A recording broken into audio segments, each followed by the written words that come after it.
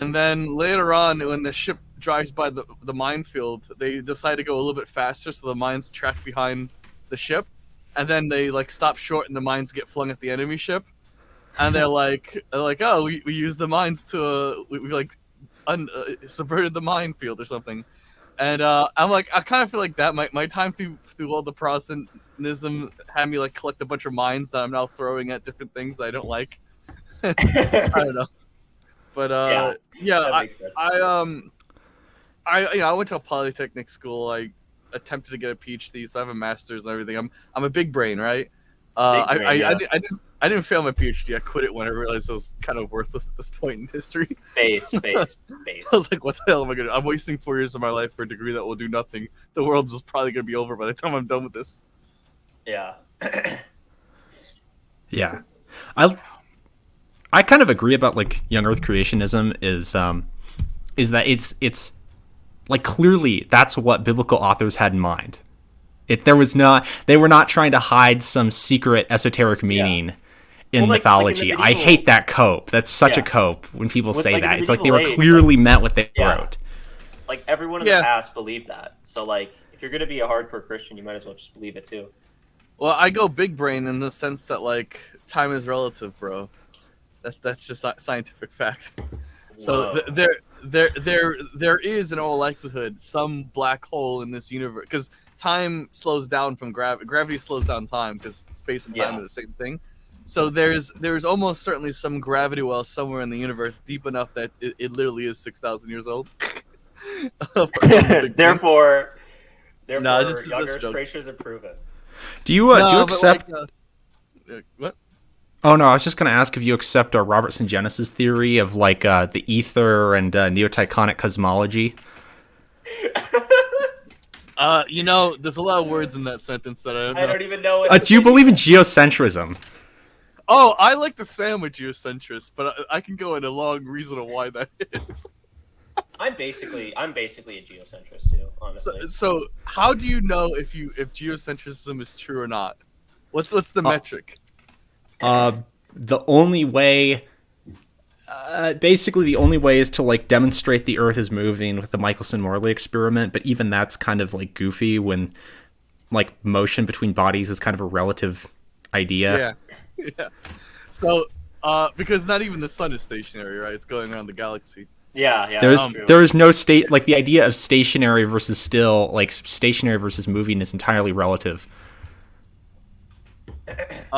Sorry. And also, if nothing is actually truly stationary, the only thing you can go off of is the light curve of like how far can you see, and of course it's a perfect sphere around the Earth because of the speed of light being limited, of a dark void around of a I think like whatever many billions of light years, but yeah.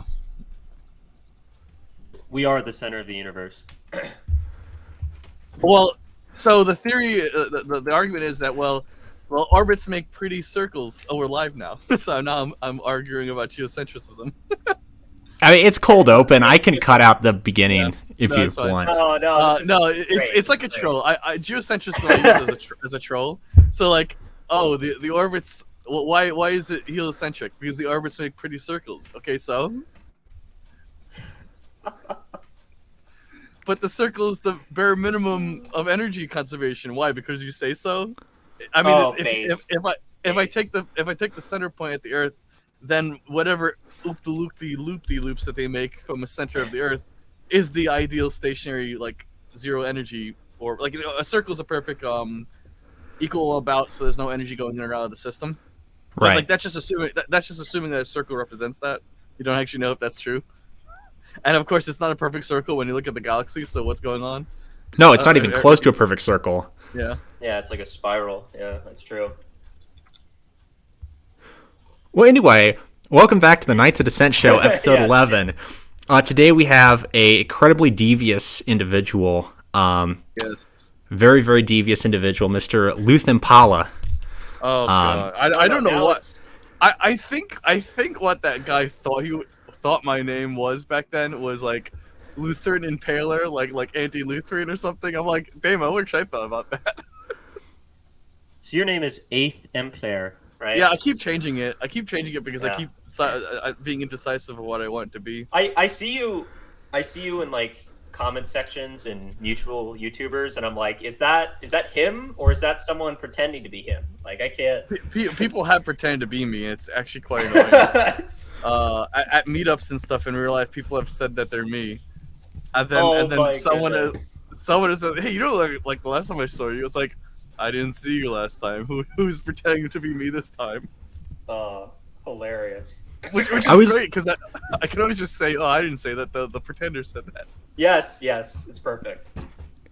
I was driving in my car, with like the audio jack plugged in, and I was listening to like the leaked audio of the like Ryan Turnipseed interrogations, and then as soon as the guy, whatever Pastor Hurley or Healy or whatever his name is, he's like, "I need you to disassociate from Luthemplaer. He's a very devious individual." I couldn't. I broke up laughing myself. I'm told they wasted 100 man hours trying to figure out which church I go to, not realizing I'm not Lutheran. Oh man! So they wasted so much tuition money trying or tithe money trying to figure out who I was. You're Catholic, right? Yeah. I don't even go to church. Last time I went to a Lutheran church, Obama was president. Damn. Wow, actually, same here. That it's been that long. Wow, it's been a while. So anyway, the flood. Okay. The flood. Yes, let's talk about things that are actually biblical, not Lutheran. But no offense, fighting words. So people always ask me about my perspective about the flood because I kind of just made my own theory that it's not really my own theory. I kind of like looked into pre-modern thoughts about it because I do kind of view modernity as having like scribbled all over scripture and tradition and messed up basic biblical like thoughts about stuff. I don't know if you have any thoughts about where to go into the flood topic from there. Well, I guess I think pretty much everyone in the audience knows what the flood is, like knows the story pretty much about Noah and his family and the ark and the dove and the olive branch and Mount Ararat and the Noahic promise. So, what part of that do people not know about? Yeah, so there like even going up to the flood, so I'm just opening up the Bible now to like kind of look at some fancy dancy words. So there are a few things to note about the flood, namely like I think it took like how many years from God saying it was going to happen to when it actually happened? It was like decades and decades, right? Yeah, Noah was building it for most of his life. Yeah, so it's a lot of people kind of rush to the story and don't realize that this was like Noah's lifelong mission. It wasn't like hey kids, let's go build a boat this weekend. It was like, hey kids, let's build our entire like remnant civilization around this boat that we don't know if it's ever going to be needed or not. By the time of Noah, sorry, no, go ahead. Go ahead. Well, I just you can see like there's that, I don't know what to call it, a theme park somewhere in the south. The Ark Encounter. Where they like built Noah's Ark in scale. And it's like the size of like a building. It's huge. Oh yeah. Well, that's assuming our dimensions are correct. Yeah, they use cubic measurements, which we don't actually know the exact measurements. But yeah, so continue. So one of the first things I like to do is to go into the background of why Noah was placed into the antediluvian world. All right.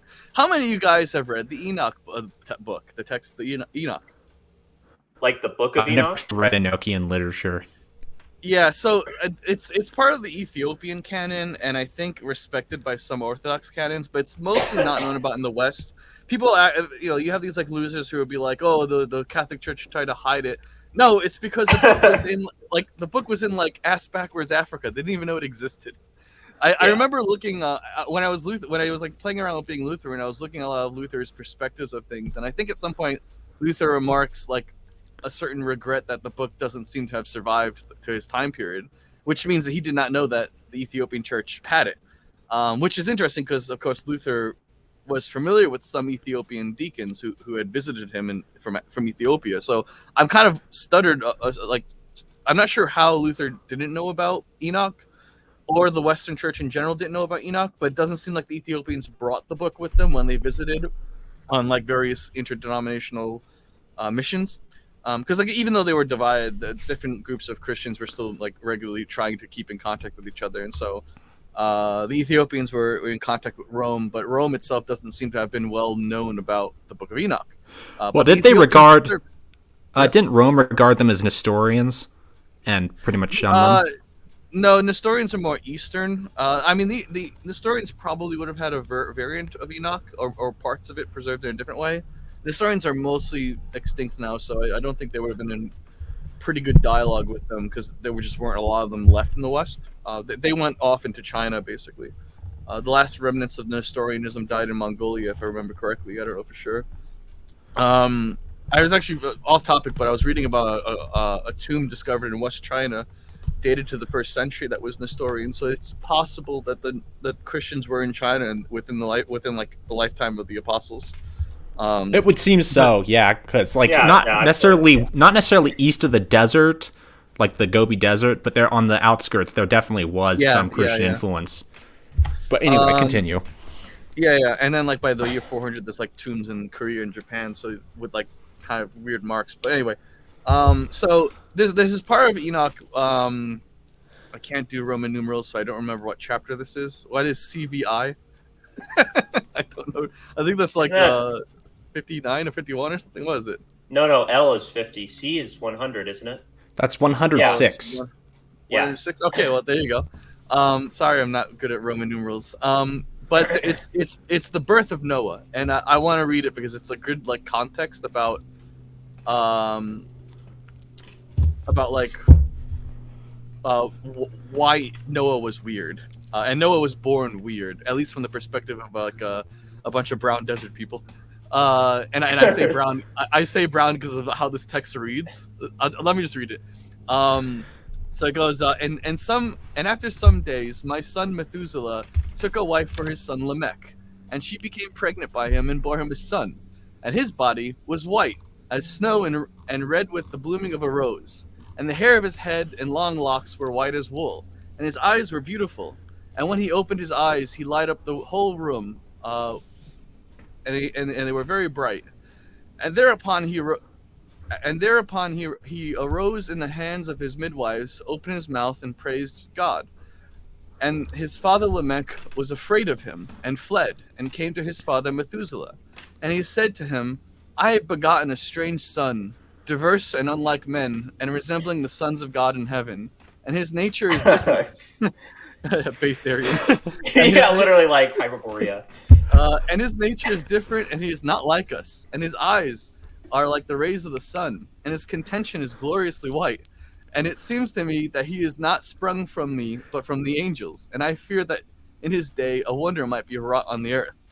It goes on, but basically, the Ethiopians, the Black Church, the original Black Church, regard Noah as the first white guy. It's just kind of interesting. So Noah's born an albino, basically.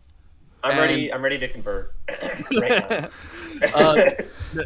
Noah's born albino. He's got like golden locks. He's got like blue eyes and cheeky red cheeks. So he's like basically an albino. And all the brown people are like, this kid ain't like us. God's planning something. He looks like an angel or something. And so, and it's kind of funny that the Ethiopians preserve this. You know, whenever they do art like this, they oftentimes, I think, they show Noah as a kind of like an albino. So we know it's like kind of like, if black people are saying this, is probably true. But so Noah's born into the world, and essentially when they kind of consult with God, what's going to happen? Enoch, who's like the author of the book, supposedly. He says, where is it? And I, Enoch, answered and said unto him, the Lord will do a new thing on the earth, and this I have already seen in a vision, and make known to thee that in the generation of my father Jared, some of the angels of heaven also transgressed the word of the Lord, and committed sins and transgressed the law, and have united themselves with women and committed sin against them. and have married some of them, and have begotten children by them.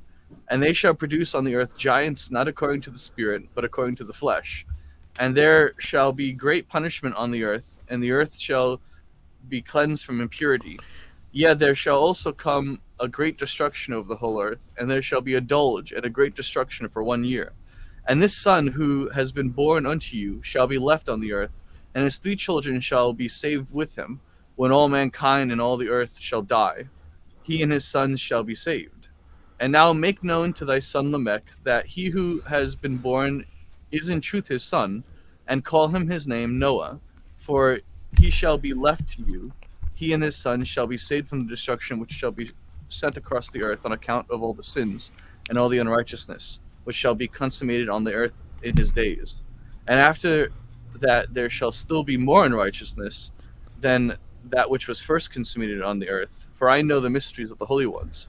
For he, the Lord, has shown me and informed me, has read to me the heavenly tablets. So anyway, Enoch is telling Lamech and Methuselah, listen, the boy's been born different because he's kind of like a sign unto himself.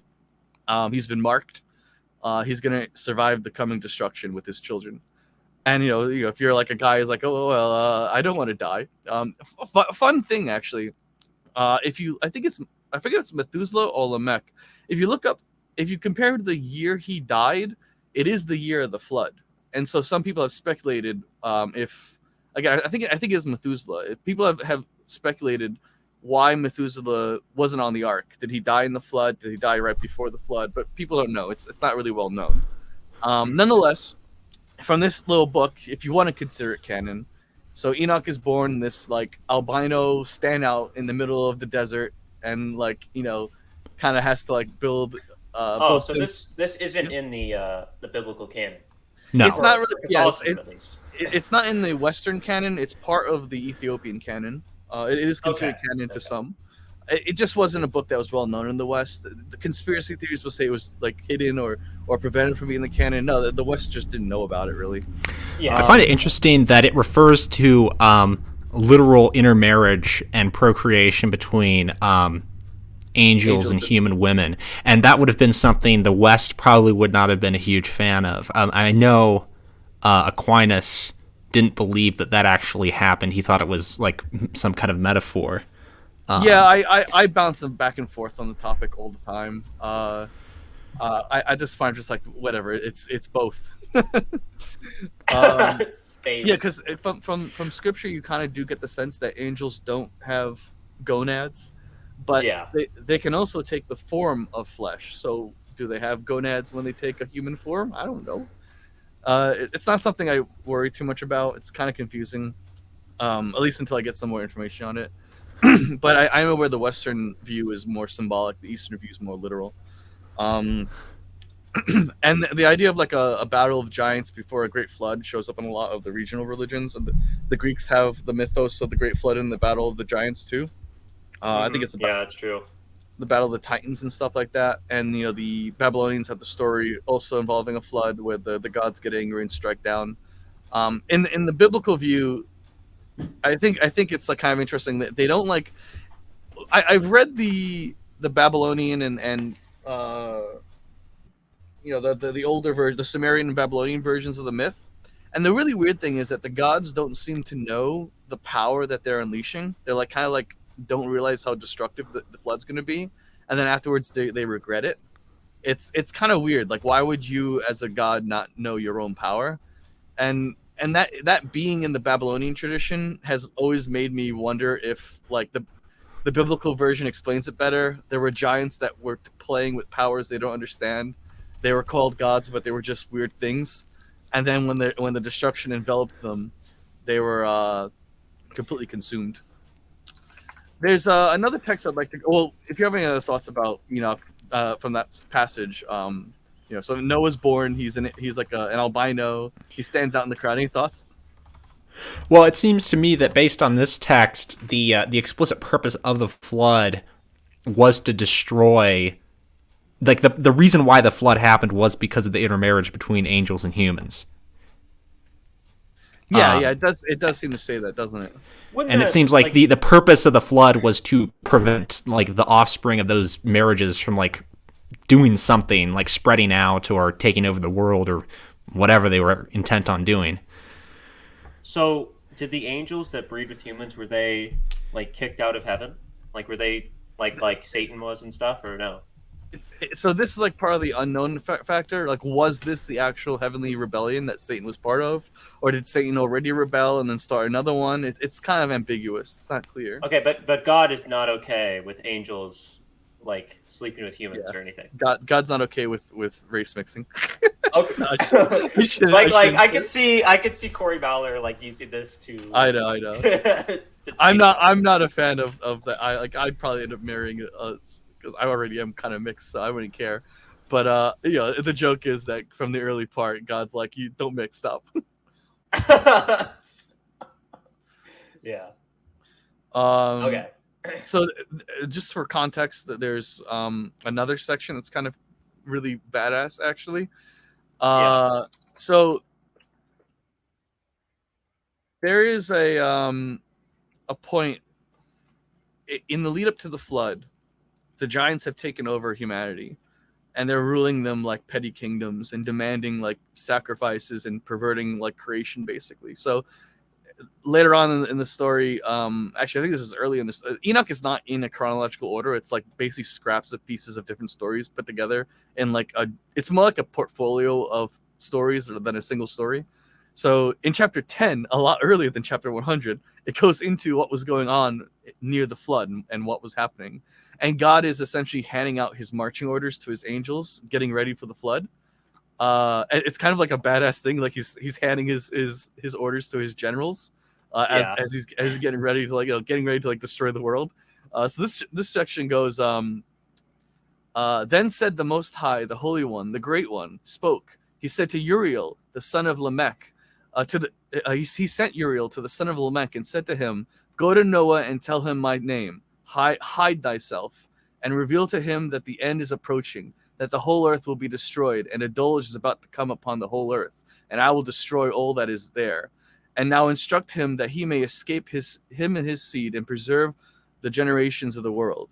And again the Lord said to Raphael, the other angel, "Bind Isaiah hand and foot, and cast him into the darkness, and make an opening in the desert which is in Dudael, and cast him in there, and place upon him rough and jagged rocks, and cover him with darkness, and let him abide there forever, and cover his face that he may not see light. And on the day of the great judgment he shall be cast into the fire. And heal the earth which the angels have corrupted, and proclaim the healing of the earth, and they may heal the plague, and that all the children of the men may not perish through the secret things that the watchers have and that all the children of men may not perish through all the secret things that the watchers have disclosed and have taught their sons." So that's a reference to the fallen angels. The fallen angels are called watchers. Yeah. And the whole earth has been corrupted through the works that were taught by Azazel. So to him ascribe all sin. And to Gabriel he said the Lord, "Proceed against the bastards and the reprobates, and against the children of fornication." What a line, right? Proceed did against. Did God just say like execute the children of fornication? Yeah. Proceed against the bastards and the reprobates, and against the children of fornication, and destroy the children of fornication and the children of the watchers from amongst men, and cause them to go forth. Send them into a furious madness. Send them one against one another, that they may destroy each other in battle. For length of days they shall not have, and make no heed to their requests. For they shall ask and beg all sorts of things on their behalf and on their father's behalf.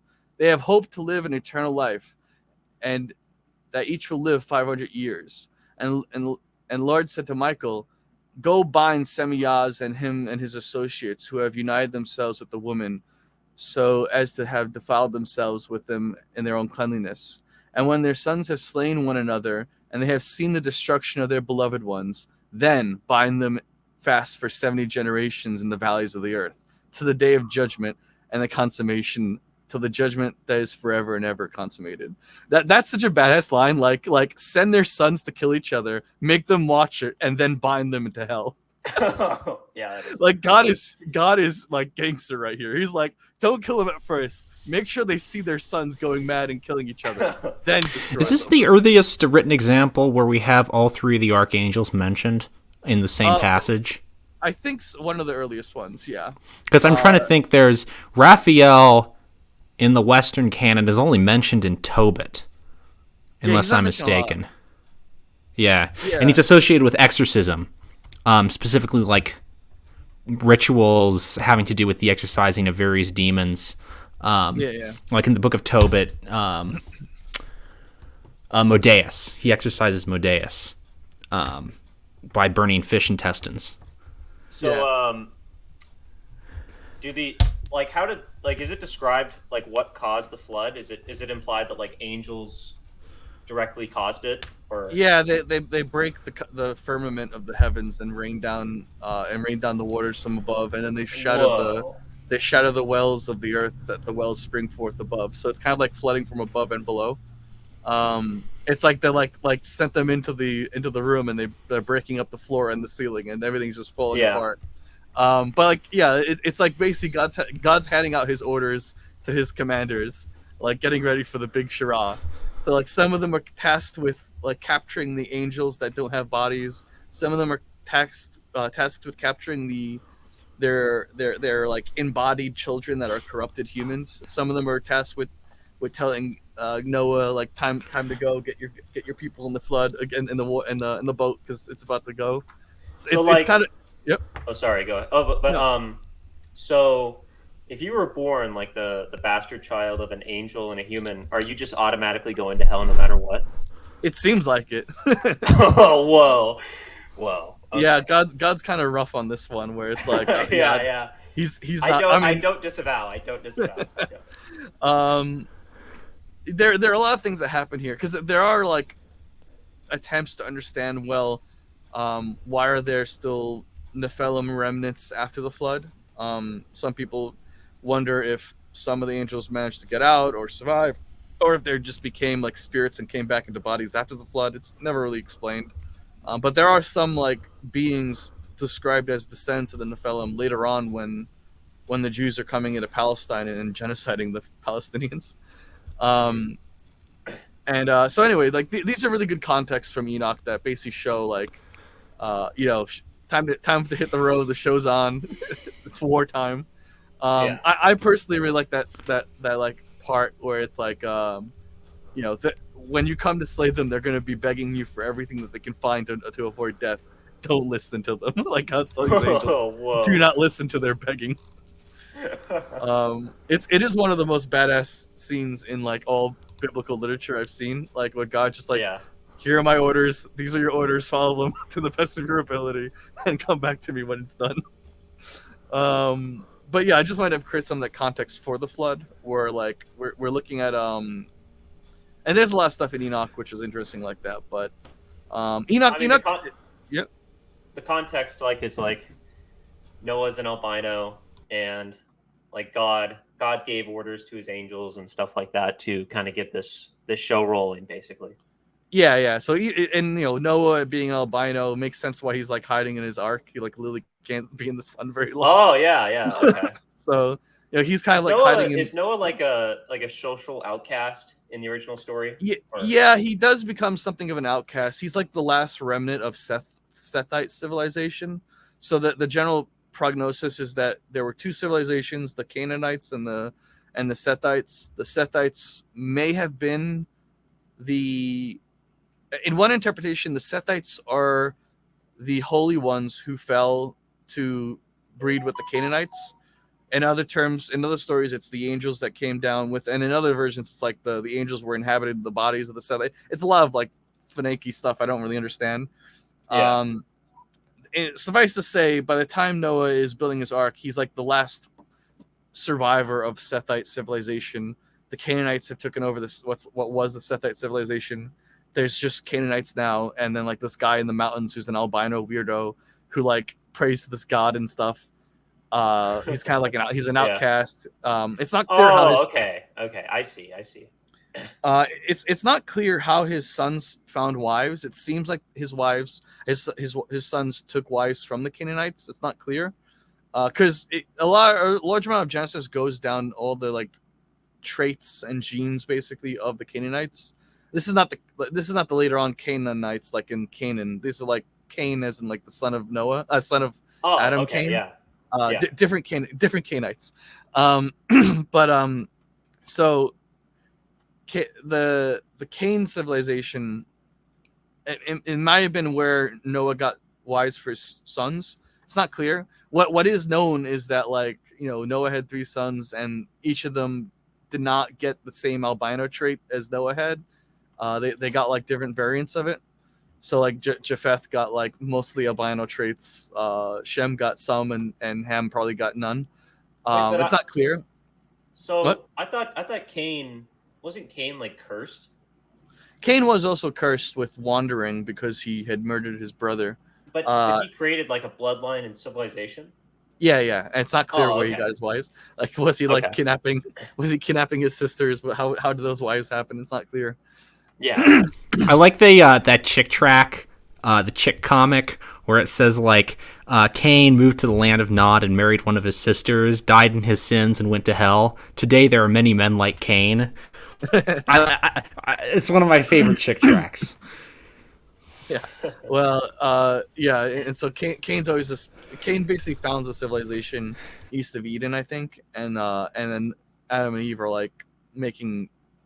They make Seth, and then Seth makes his own civilization, and then somehow there's a lot of daughters involved.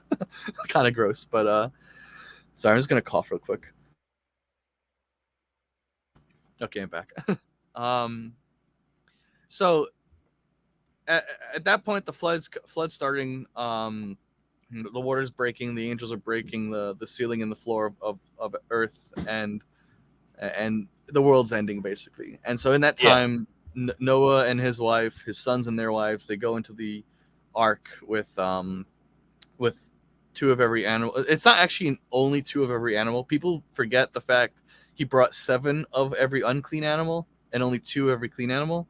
So there wasn't only 2 of every animal on the boat. There were like 7 of the unclean animals too. So what is considered unclean again? It depends. It's really just means that God doesn't want you to eat it. Yeah. Obviously pigs, but there's others. Yeah, well, pigs for a while, maybe not still. It's not clear. God kind of like there's a theory behind why God doesn't want you to eat these things. It's because a lot of them are bottom feeders, and so they contain a lot of environmental toxins. Like shellfish shellfish has all the mercury and different kind of pigs have like all the the Romans used to look at pig livers to see if the land was toxic because the pig liver contains all the toxicity of the land. Excuse me, I'm coughing a lot now. But so that's the flood starting now. I just wanted to give that context if you have any questions. Excuse me. No, I mean that's pretty clear. I'm ready for the next stage, whatever. So after that, I forget how long the flood lasts. It's like 40 days and 40 nights, right? Yeah. And after that, it comes landing on Mount Ararat. So anyone here want to guess where Mount Ararat is? Is it in Iraq? No, isn't it in Turkey? It's in the Caucasus Mountains. So it's. Oh wow! Okay, it's super far away. Yeah, so there's still something called Mount Ararat today. People aren't exactly sure where Mount Ararat is, but the tradition has always been in the Caucasus Mountains. So let me just go Google image. Have they found any archaeological evidence? They claim to. I've never seen anything convincing. I mean, it's wood. Oh, come on! It's real. They found archaeological evidence. It's wood, and it would have been made with joints, not nails, so it would have all decomposed, and we wouldn't have any evidence of it. Yeah, because there wouldn't be iron nails to hold it together. It would have been all wooden joints sealed with pitch, so it'd be long gone. So yeah, Mount Arat is technically in Turkey. It's right on the border with Armenia. That's one version of Arat. Arat might be further north in Georgia or Russia. It's not at all clear. It's somewhere in that region, bordering Russia, Iran, and Turkey. Not just an aside. That mountain that borders Turkey and Armenia, like that's like a religious site for Armenians. And there's like a lot of hatred that it's in Turkey for obvious reasons. But yeah, but continue. I imagine there is a lot of hatred there. Yeah. So like they found like that rock cropping that is supposedly Noah's Ark. I've never really been convinced by that. Personally, I think we're talking about things from like 5,000 years ago, so I wouldn't expect anything to really survive. I mean, yeah, there's no wooden structures that have survived 5,000 years I can think of in archaeological records. So, yeah. Yeah, I mean, the boat was tarred, so it was full of tar, and it would have actually been like rather black, like this black diamond on the seas. So it would have been partially preserved, but even then, the tar would have eventually eroded away. It also was probably taken apart to make houses. Yeah. There are people that want to. There are people that speculate that like something like Göbekli Tepe is like a sacrifice altar shortly built after the Ark. It's not really clear to me, because like you go to Göbekli Tepe and there's like all these animals encoded all over the stones, like they're remembering all. Oh, sorry. Just for the audience, that's it's one of the oldest like stone archaeological structures. It's in like eastern Turkey, and it's huge. It's massive. Yeah, and it's the stones on there are full of every animal known to man, basically. Yeah. And so it almost seems like it's a memorial for the Ark. Yeah. And people have thought about that. I like it. It's a pet theory. There are things that I like to call spiritual dessert in the sense that they taste good, but they don't add any nutritional value. So that's a really good perspective. Yeah, so to me, these theories are like desserts. They're nice to have a nice treat, but they're not going to feed your muscles. So anyway, so we have the flood over, and shortly after the flood, Noah gets drunk. Oh yes, this story. And Noah gets a little tipsy, falls over, sleeps on the tent, and then Ham finds him drunk, laughs at him, but his brothers try to clothe him. And the shame of laughing at your father while he's in a terrible situation versus the honor of helping your father kind of becomes like a blessing / curse that Noah does. Let me read it because it's just 9.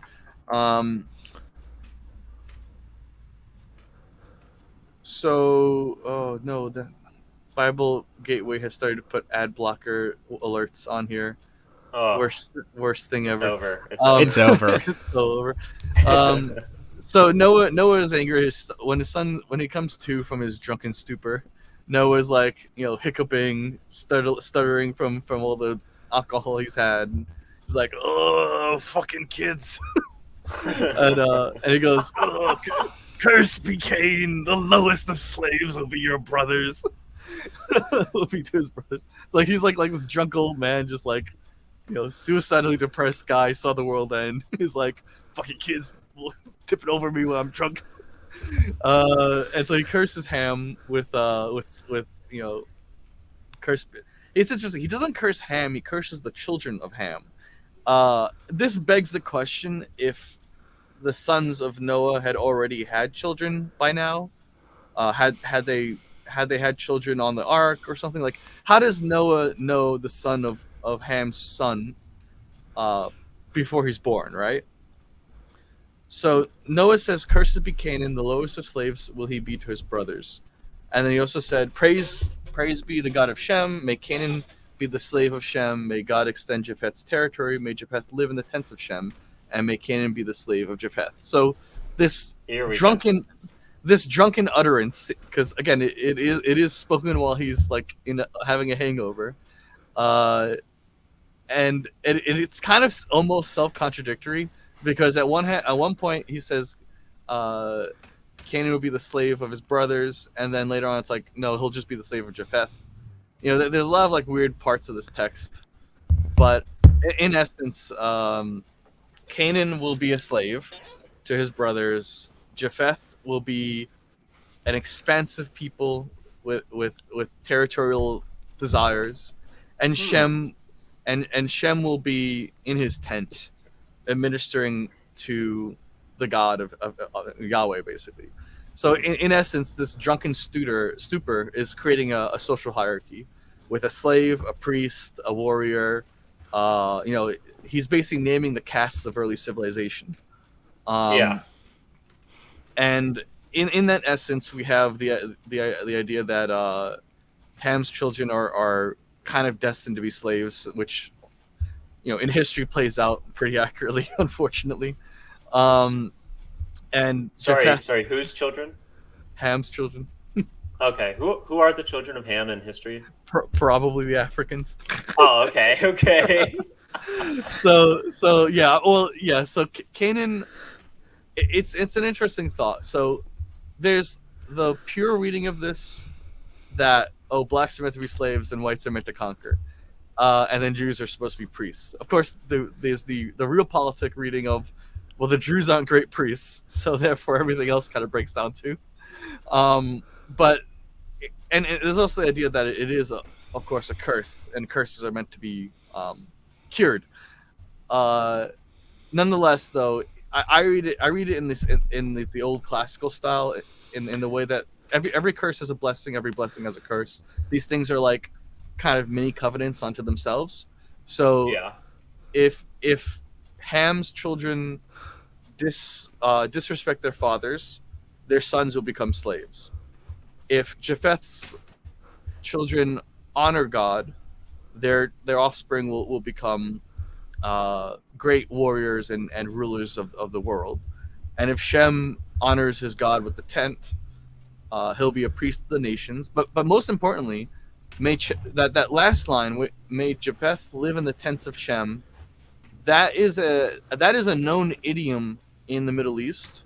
To live in someone's tent is to submit to their house god. In pre-Islamic Arabia, this was like a thing where you came to a tent, you respected the gods of the tent, and you were protected by that god in the tent. And so when it says may Japheth live in the tents of Shem, it's basically saying may Japheth worship Yahweh, the god of Shem.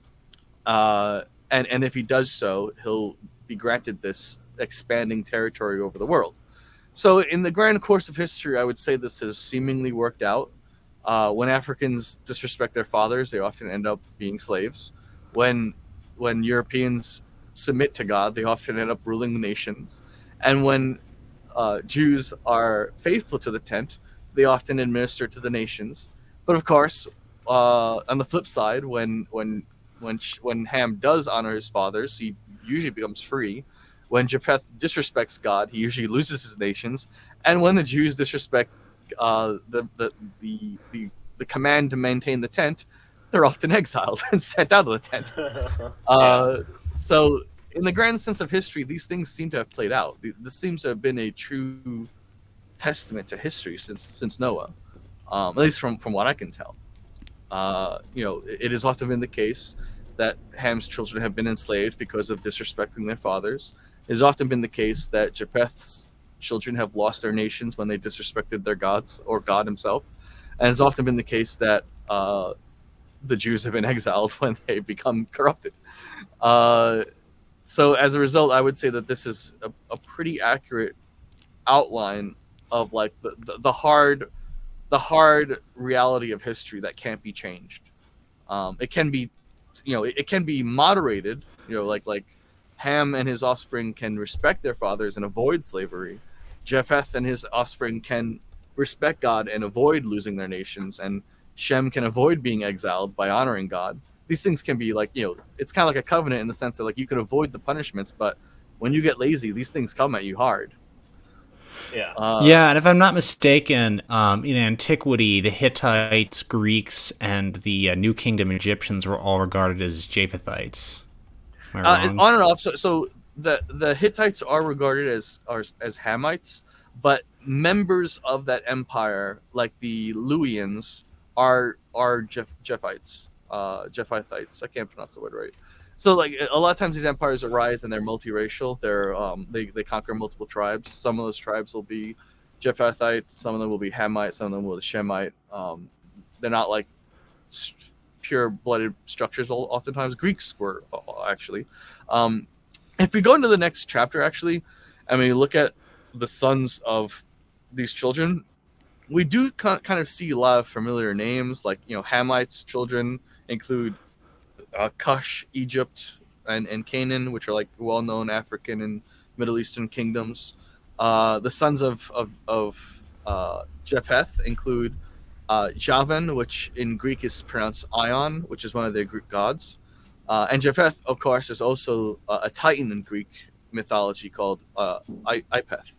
It's spelled the same way as Japheth. We add the J in English for some reason.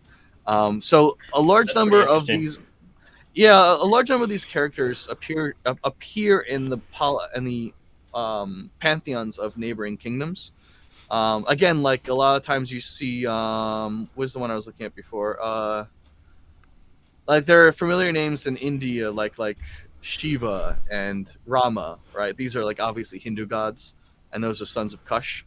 Rama is the famous hero of the Indian mythology, and Shiva is the god of death. Dadan is also, I think Dadan is, I forget who that is. That actually might be Odin, I forget. But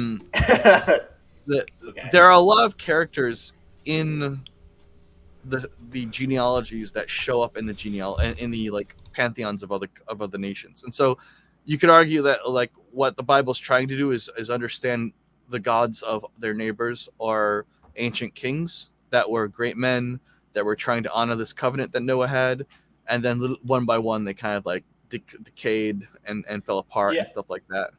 Yeah, I mean, this is a common thing you see once, like for example, once Scandinavia was Christianized, and I believe it's the Prose Edda. If you read like the Prose Edda and you read like the first 50 pages or 25 pages, it's basically the Scandinavian Christian author is like deconstructing his ancestors' gods, and he's saying like, these guys came from Troy, these guys are descendants of these, biblical people and stuff like that. So that is kind of a common thing you see in Christian society, but I wouldn't be surprised if it also goes back to the past. There's quite a lot of archaeology evidence about that. I wrote my little pagan Substack a while back that got a lot of attention, where I used a lot of the archaeology evidence from Scandinavia of their tin and copper. I think that if you look at the chemical signatures of their Bronze Age collections and storages of these materials, they show the chemical signatures not from Scandinavia nor from Britain right next door, but rather from Anatolia, which is kind of interesting. Incidentally, the region of Anatolia these tin and copper elements come from had a cult to a deity known as Tarhuns,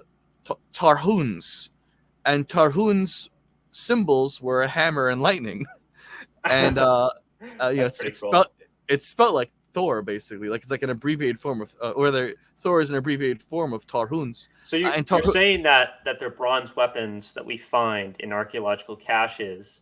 If you study the bronze, it's Anatolian ore, basically. Yeah. What you're saying. Yeah. Okay, well, I've never heard that. That's pretty interesting. I'll have to look into it. Is that on your Substack? Yeah, I wrote that on a Substack. It's okay. Called I'll look into it. Yeah, I'll send it to you afterwards. And so there's been a few archaeological digs on this, trying to figure out why the hell are they getting materials from Anatolia when Britain's right across the pond, right? Yeah, I mean, in the Bronze Age, like Britain was a massive source of tin. So why are you sailing thousands of more miles to get Anatolian tin? So that's a good point. The theory is that because the Tarhun sounds so much like Thor, it was probably the traders going to Scandinavia to trade with them rather than the Scandinavians going out to find someone to trade with. And then they brought their god with them, and then the Norwegians started worshiping the god of the traders that they were trading with. Is that part of the Kurgan hypothesis? I don't know these names. The universal origin hypothesis that like all European paganism comes from like Anatolia and the Caucasus region, from one civilization that was like a proto-Indo-European civilization. There were two epics of European religion. The older one shows up in a lot of the old gods of different mythologies, like the Titans or the chaos beasts. Same with the even in Norwegian paganism, there's like the older gods, and then the younger ones like Thor and Odin came and like defeated them. Yeah. There's this universal history in European Western paganism of like there were these older European deities from an older Indo-European people, and then the newer ones that conquered them. That shows up pretty much in every one of the pantheons. And so my interpretation of that is, in ancient history, there were the old Europeans that were Indo-European, that were like the first wave of Indo-Europeans, and then later on in history, a new wave came from Anatolia. This is also why a large number of European populations have Anatolian DNA. Don't read that as foreign DNA, because Anatolia had Caucasian people as well from the Caucasus Mountains. They weren't all the Greeks, brown. The Greeks believed the same thing. Like, I think it was the Doric invasion. Like that was like it was Mycenaean Greece, and then the Dorics arrive, and they conquer Mycenae and make Greece even better, right? So so there seems to be this tale in their mythology all over Europe of like the older and the younger people group. Now, there's two ways to read that from a Christian perspective. We can read the older people group as the antediluvian civilization that was wiped out, and then the newer people group that were like the sons of Japheth that occupied the ruins of the flood. I like that story a lot because it kind of means the pyramids are antediluvian, and that's pretty cool. But the other interpretation is that they were just two waves of Japhethites that came after the flood, and there's nothing really left from before the flood. Just to clarify, antediluvian means like pre-flood, basically. Yeah. So like the idea that after the flood, you had this like vast wasteland of ruins and destroyed cities and statues of fallen men and the illiterate. I find it pretty cool, the idea that like the pyramids survived the flood. That'd be pretty cool. Yeah. I mean, if you go from a pure literal understanding of dates and times, they are built from before the flood. I'm not so. The Bible skips generations sometimes. I'll say that. So it's not clear how many years ago the flood was, because the Bible does skip generations sometimes. In Jesus' genealogy and all the ones. Anyway, though, so you have like, regardless of what happened, it would be from the perspective of the sons of Noah. They're walking out into the world, and there are these vast, destroyed, sunken cities with like old statues and stories that they don't know. They weren't taught them. Just to be clear, this is right after the drunken rant. Yeah. So like after the drunken rant, there's what's known as the table of well, not really immediately, but like mankind spreads out locally in the Middle East. Now, God had the order that they had to spread out, fill the earth, and breed, have sex and breed, right? Like fill the earth, right? That was the order of God. Now, if we look at the Bible, not everybody follows that order. Of all the sons and grandsons of Noah, only two groups of people actually follow the orders to go out into the world. And from this, we can understand maybe one interpretation of the older European deities. The only people were the sons of Javan. This is Japheth's son, Noah's grandson. The sons of Javan, including Elish, Tarshish, Kittites, Rodanites, they went out. They didn't stay in the Middle East. They headed out on boats. The Bible says, from these, the maritime peoples spread out into the territories of their clans within their nations, each with its own language. Now, that phrase with language, it kind of sounds like this happens after the Tower of Babel, because language doesn't exist yet.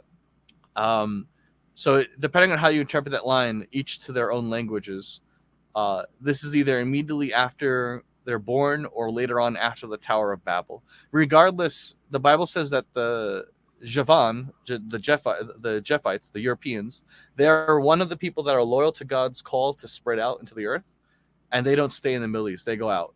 The other group that was sent out didn't do so willingly. These are the Canaanites, the not Cain, son of Adam, but Cain, son of Ham, Canaan, son of Ham, and that shows up in Genesis 10 as well, where unlike the Javanites who are heading out willingly, it says that the Canaanites were scattered, and the borders of Canaan reached Sidon as far away as Gaza towards Sodom and Gomorrah, and they spread out. So they were chased out. They didn't go out willingly. So you have these two groups of people who are obeying God's command to fill the earth, one willingly, one forced to. In many ways, reflecting on Noah's curse. The sons of Ham are kind of being sent out, forced out like slaves, and the sons of Japheth are going out willingly because they're loyal. And so from the earliest parts of this time period, you have like essentially one group that's loyal, one group that isn't. Now, in between the end of the flood and the Tower of Babel, mankind's kind of like dividing up into tribes, but they're all still speaking the same language, right? Any questions so far? What is the biblical language? Like, what's the first language? There's no clear answer. You know, the Jews love to claim it's Hebrew, but Hebrew didn't exist yet. So No. I mean, Hebrew, and even then, like Proto-Hebrew is nothing like modern Hebrew, and we really don't know how it was pronounced even. Like Proto-Hebrew. There are a few communities left, very few people left who still speak ancient Hebrew. And it's not even called ancient Hebrew anymore. Now it's just called Samaritan. So the Samaritans in Israel today speak ancient Hebrew? A version of it. It's mixed up with a little bit of Syriac, which is itself a Semite language, so it's probably not that different. There are Aramaic extremists who think Aramaic is the first language because Jesus spoke it. That's kind of like not really a strong argument. Have you heard about this is kind of a side tangent, but like one of the Prussian kings, I think it was Frederick the Great's dad or his son, one or the other. He got a baby and he like locked him in a jail cell, and like he would like feed the baby, but like no one would talk to the baby or do anything with it. And what he was trying to do is figure out what language the baby would speak if it wasn't given a language by its parents, because he thought that would show what the first biblical language was. Cruel. It's like, but it didn't work, but I just think that's pretty interesting. But yeah, sorry, go ahead. Yeah, I mean, like, it's not clear that there even would be an original language left today. You know, it never says that any language was preserved from that time period. It just says that the languages were confused. So as far as we know, that original language just went extinct at the Tower of Babel. We don't know. Yeah. Okay. It's not at all clear. But so, you know, within a generation or two from Noah, and as far as I know, Noah is still alive technically by this point. We have Nimrod, the son of Ham, I think. Is it son of Ham or no, grandson of Ham? You know, so Ham has Cush, and Cush has the son Nimrod. And so Nimrod is this great African warlord who decides he wants to build cities. He wants to be a great city builder. Now, even though he's a Cushite, he's an African. He's in the Middle East. He's in like the southern Middle East, where like the south of Middle East is very dark skinned. The north of the Middle East is very light skinned. So he's kind of on the border between Japhites and Hamites. Oh, and okay, he decides he wants to be a. Well, as far as it's never recorded he had any children. So he doesn't seem to have ever gotten married or had children. But he does become a great city builder and decides to build many of the ancient great cities. So Nimrod builds Babylon, Arcadia, you know, his famous Carl of Sargon of Akkad, sorry. Yeah, Sargon. Uruk, Akkad, Calneh, and Shinar. So he founds all these cities. And then he found some more in another area in Assyria. He founds Nineveh, Rehoboth, Ir, Kala, and Rezin. And then he goes on and found other great cities too. So he's like a city builder. He basically decides he's going to build cities, and his cities will be his children. It's kind of weird, right? Like he's kind of sounds like an incel. Yeah, he sounds like an incel autist or something. He plays SimCity too much, you know. Yeah. He reminds me a bit of Urban II, who's kind of a salty incel who liked to build cities. Yeah, so he's a bit weird. There are people that think he's trying to rebel against the curse of Ham. So like if he builds a bunch of cities and becomes a great man, he'll never be enslaved. His children will be kings, right? He'll be like unable to fall to the curse of Ham. That's one of the interpretations. Regardless, Nimrod fathers no sons. He just fathers many great cities and then becomes a great dictator over many cities. So he's kind of like the first emperor, basically. So in some sense, it is true that they was kings. Yeah, we literally was kings, but only one was, and unfortunately he had no children. So there are no Africans today that are the offspring of Nimrod that they can claim a lineage to his throne. Nimrod rules these cities and then dies a sonless incel. Nonetheless, you have this first great king. He's this African warlord. He's ruling many cities, and he decides. It's not clear, but because he's ruling these areas, they think he's the one who ordered the construction of the Tower of Babel. But the Bible doesn't say for sure if he's the one who actually ordered the Tower of Babel.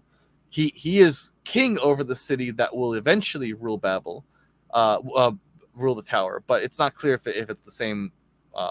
If it's like him or one of the people that inherited his kingdom. It's not clear. Nonetheless, Nimrod's kingdom becomes the basis for the Tower of Babel. So the vast resources of these city-states becomes a wealth suck. Like it sucks up all the wealth of the region, and with that wealth, they decide to build a great tower. Now, it's interesting the way that line opens. In Genesis 11, it says, "Now the whole world had one language and one common speech. As people moved eastward, they found a plain in Shinar and settled there." So that would be where Nimrod started his city of Shinar, like we read in the last chapter. This is still like a few years after the flood. Probably everything's still muddy and ruins. But they said to each other, "Come, let's make bricks and bake them thoroughly." And they used bricks instead of stone and tar for mortar. That's interesting to note because these are the same construction materials as the ark was, only instead of wood, it's stone. Instead of wood, it's brick. But bricks also sometimes include some fiber. So they're actually using the construction methods of the ark for the tower. And they said, then they said, "Come, let us build ourselves a city with a tower that reaches to the heavens, so that we may make a name for ourselves. Otherwise, we will be scattered over the face of the whole earth." This is interesting. So from this line, we see that all the people are one, and they're all deciding to build bricks together as one. And what is a brick? Think about what a brick is. Like mud with straw that's been baked in the sun or on a fire. It's every brick is the same because it comes from a mold. Yeah. There are a number of interpretations of this text which I like from Eastern Christians that say the brick represents the people. The people view themselves as bricks to assemble into a great tower to heaven. So in many ways, and that line, they use brick instead of stone. What is a stone? What is different between a stone and a brick? Can you tell me? A stone is naturally occurring and not created by mankind. A stone it's not uniform. Yes, exactly. So a stone is not a cast mold. It comes in many different shapes and sizes. And there's an interpretation here that if you read when the temple of the Lord is built, they never use bricks for the temple, it seems. They only use stones. And so many people have interpreted that as, well, not many people, like some esoteric folks have interpreted this as saying, if a church tries to make everyone conform to like a brick, there's no thought that goes into it. I'm in architecture, so I've seen this. When I get brick masons to do something, they don't think. They just lay and patty it with mortar, lay and smear over and over again. But when you have a mason build a wall, he has to actually think, because he has to like work with the stone, get to know the stone, put it one by one, make sure that they're all working together, that there are no like problems between the stones. It's very relational. And sometimes he has to chip off parts of the stone that are bothersome, or put the stone with mortar to make it fit right. There's a relationship between the stonemason and his wall that he's building.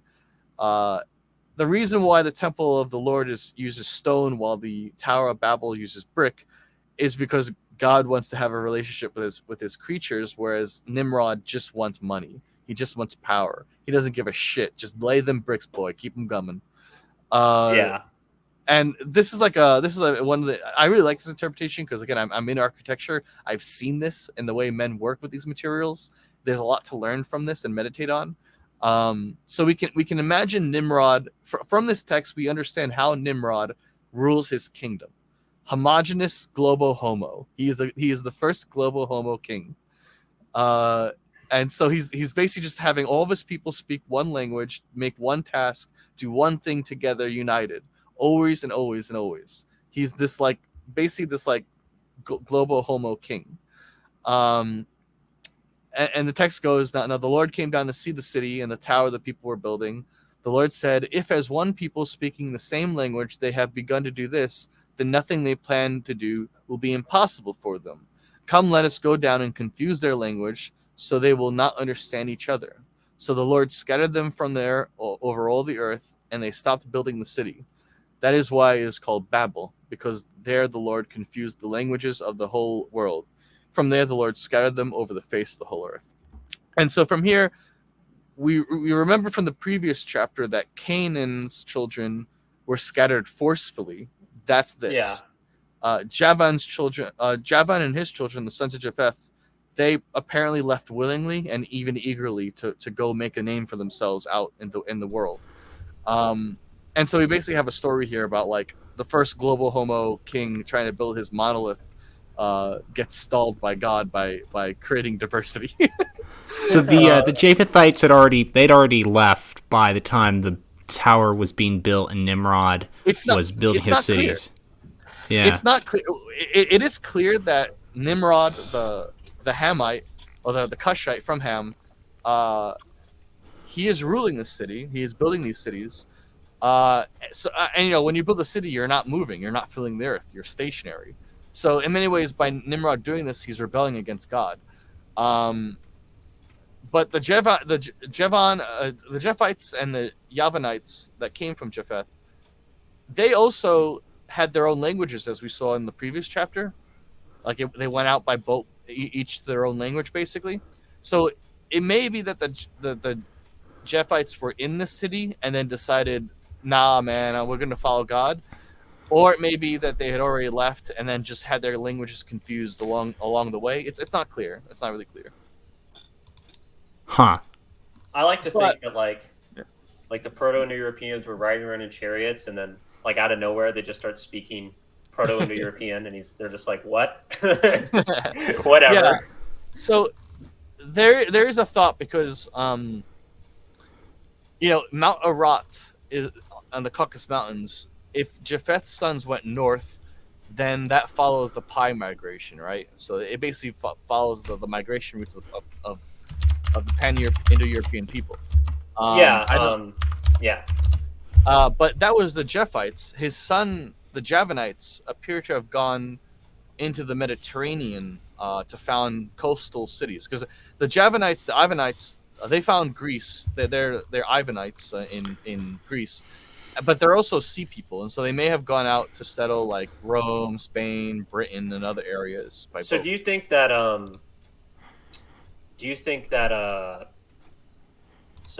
Javan's sons went north through the Caucasus, or was it Japheth?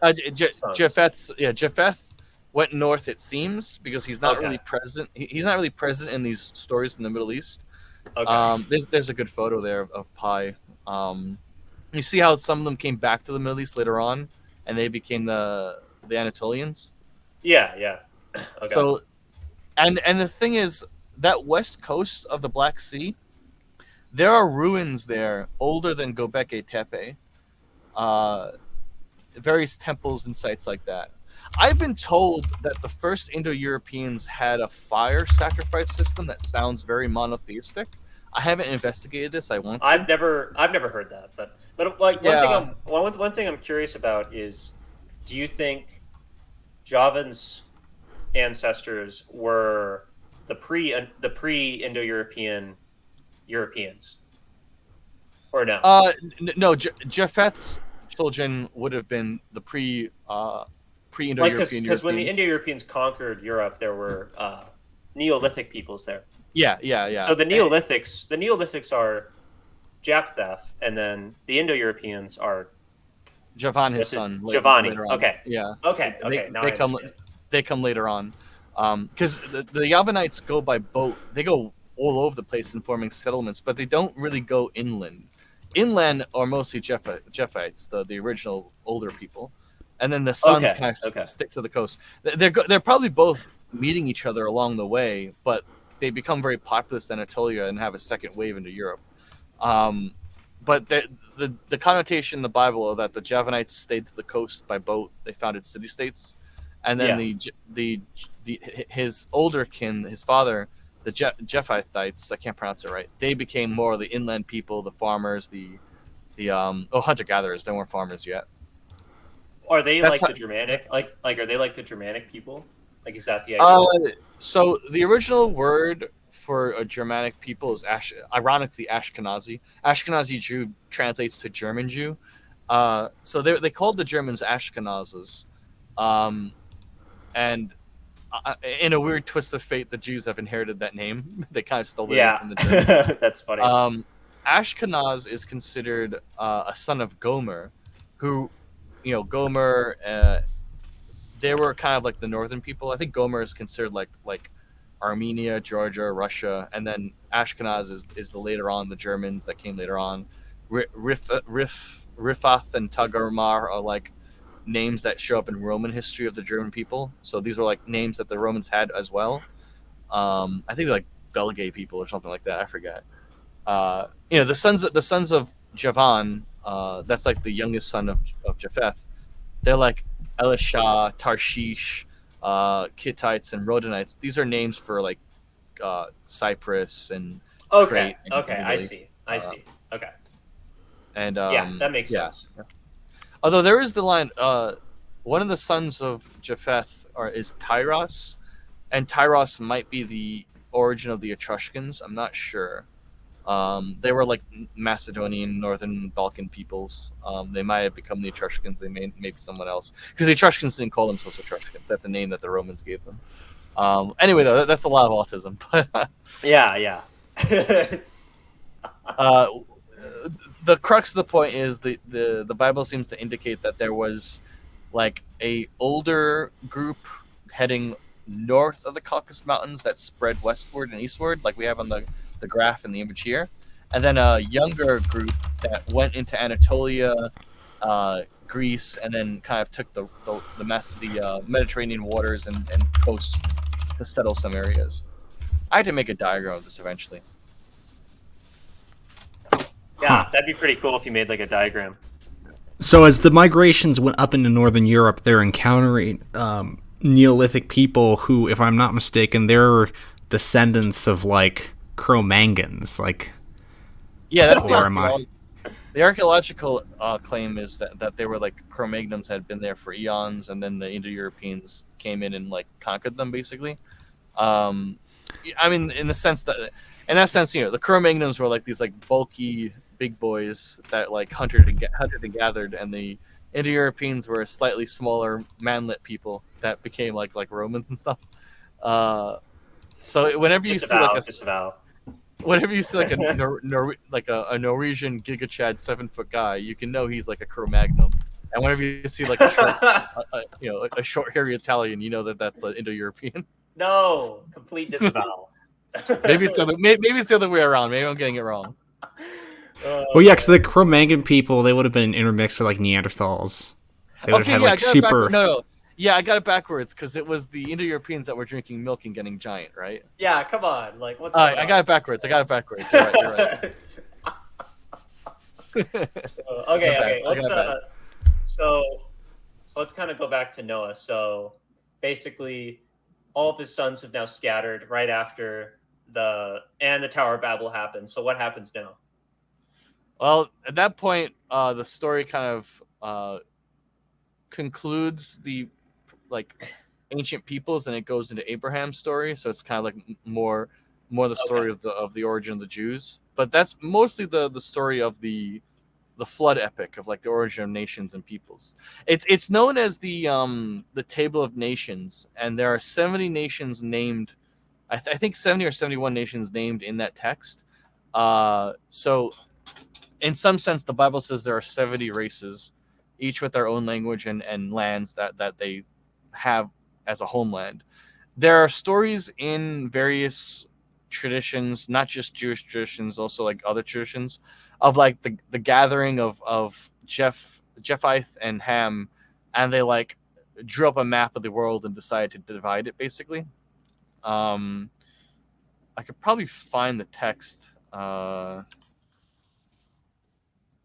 think it's in it might be in the Book of Jasher. I don't know. There are different like books that talk about it. It's kind of a cool story of like how like the sons of the Japheth and his sons and Ham and his sons were like, listen, we don't want to like be killing each other, so let's just split up the world now and just accept it. Yeah. I'm trying to think if I can remember it. Ancient. Is it? Book of Jasher. Dividing up.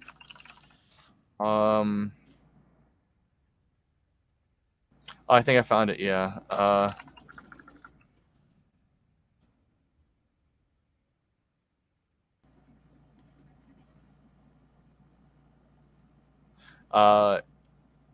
And the building of the tower was unto them a transgression and a sin, and they began to build it. And whilst they were building it against the Lord of heaven, they imagined in their hearts to war against him and to ascend into heaven. And all these people and all their families divided themselves in three ports. The first said, we will ascend into heaven and fight against him. The second said, we will ascend into heaven and place our own gods there and serve them. And the third part said, we will ascend into heaven and smite him who with bows and spears.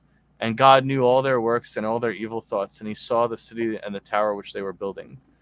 Yeah, that's one example of it. I don't know. So they wanted to kill God. Yeah. They wanted to pull a Nietzsche. What was that text from again? That's a Book of Jasher. That's like a folk story that's been passed down from different groups of people. It wasn't really the one.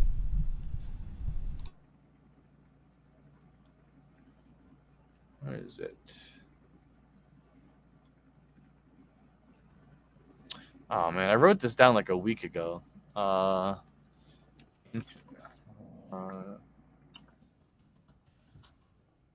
Anyway, though, I remember the text in part. It's basically the story of how, the sons of Noah decided to draw up the maps. Apparently, they went by the mountains for the most part. So, in some sense, it's true. Africa starts at the Alps. No, but actually, I'm okay with that. I'm not Italian, so based. Yeah, I'm part Greekish, so I feel sad about that. But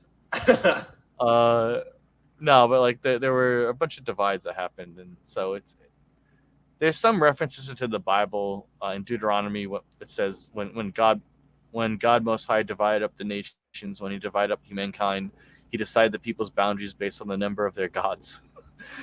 so it's like, well, all right, you want to have like 8 gods? Here's 8 territories for you. Shut up and go away. Yeah, it's one of those things because it's important to remember that the Hebrew word for God, it just means great being, and there's also another word for king that is the same word for angel, and also the same word for mailman for some reason. I don't know why.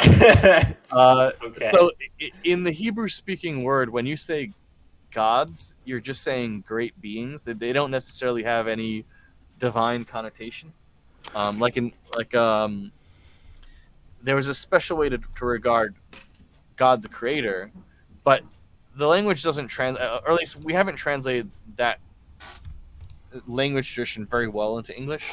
Like it would probably be better to use the word uh, like Titan or something, like a great being that can die. But yeah, that's just something to think about. Yeah, because like, isn't Elohim? That's like it's a common Semitic word for deities. Yeah, it's a plural, but it's treated as like it'll be like it's a plural that's treated as a singular, so it kind of indicates something of an Yeah. early idea of a trinity. There's always been God's divine council as well, which are just like this council that he set up to like show off to. I mean that with no disrespect. It's like if you're God, why not do that, right? Like, yeah, I'm God. Not me literally, but like, yeah, like, this is God speaking, being like, yeah, I'm God. I want a bunch of people to like look at what I do and record it down. So he makes his divine council, which interestingly may include the moon for some reason. Like the moon may literally be one of his council members. Based. Because it says like the moon takes testimony of the things it sees upon the earth to tell God about what he's seen. So Real. Yeah. So it's interesting to think the planets might have some sentience to them. Who knows? But anyway, I guess that's pretty much it about the flood, where like you kind of have this outline laid out, and I think the key takeaways are there are curses, like family curses that affect our existence in this world, and you should be aware of them and try to avoid them if you can. I always point to the fact that like, you know, every curse and blessing has a flip side to it. So like if you walk out of church, you kind of do lose the divine right to rule the earth if you're a European. If you walk out of your father, you kind of lose the divine right of freedom from walking from that disrespect. And likewise, if you respect your father as a black man, you'll avoid these various versions of slavery, be it debt or drugs or who knows what. If you respect your church as a European, you'll be given great authority. I think these are things to keep in mind as you go throughout your life and make your way. Ultimately, it is all just things that are falling away anyway, but it would be nice if the ship sunk gracefully, not cataclysmically. Eventually, everything will sink away and need restoration from God anyway, but while you're in this world, there are certain things that are prescribed that will happen.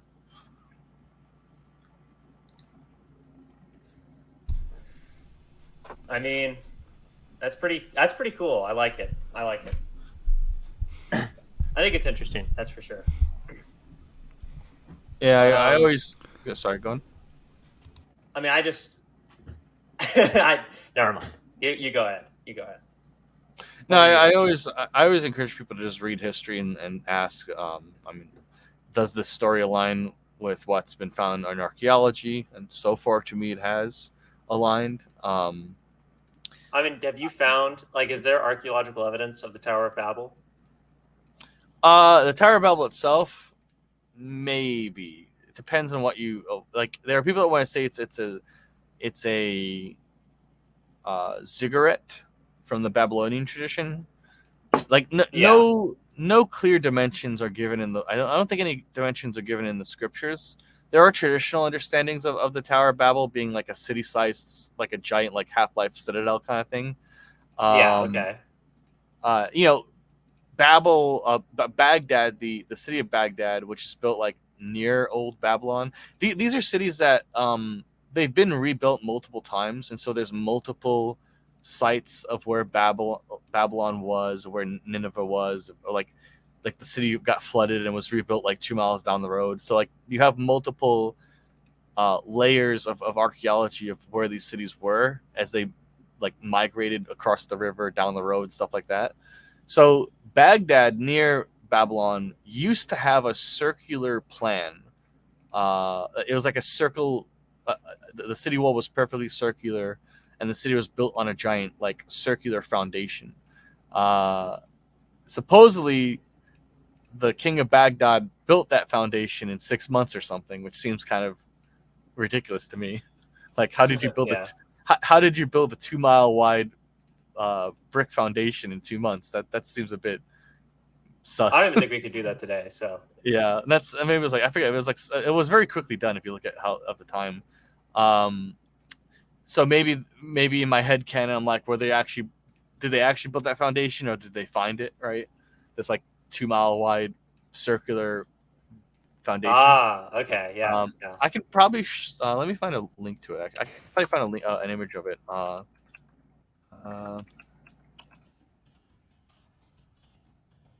Circular. Got a lot of drawings of it from the time period. Yeah, it looks like it.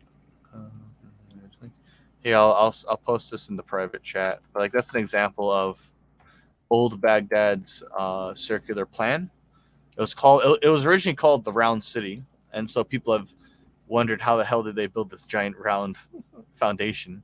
There's like all these like Arab peasant roads around this perfectly round object. Yeah, that is pretty interesting. Yeah. So you see it right there. And this city also, like, this circle is now like, I think like 2 miles outside of the center of Baghdad today, because it was destroyed and then rebuilt up the river. The names of these cities get inherited every time they're destroyed and rebuilt.